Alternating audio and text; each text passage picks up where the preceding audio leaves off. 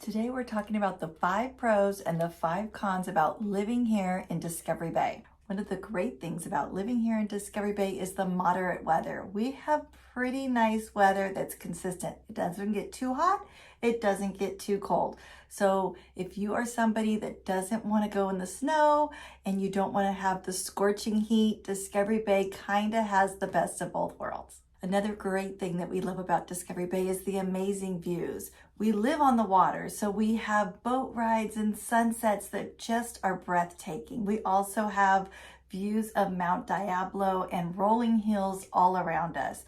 One of the things that I love about living here in Discovery Bay is the small town feel. Discovery Bay does a great job of getting the community together whenever the weather is beautiful. We have land parades, boat parades, lake parades, car shows, boat shows, concerts in the park, you name it, there's something that we can get together and socialize.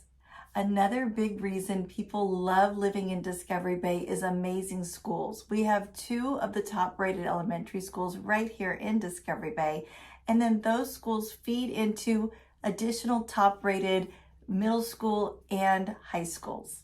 Discovery Bay also has plenty of things for the kids to do. There's swimming, fishing, hiking. There are sporting events. We have tons of parks. There's always something to keep the kids entertained.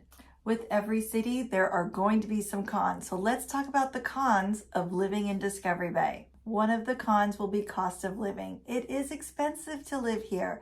Not as expensive as Silicon Valley, San Francisco, the big cities. This is considered a suburb, but to some it is still really expensive. Another kind of a drawback is we don't have the big city nightlife. We have plenty of wineries and bars and restaurants, but we don't have big city type nightlife. One of the biggest problems about living in a small town would be commuting back and forth to the big cities. So there is a commute, especially during business hours.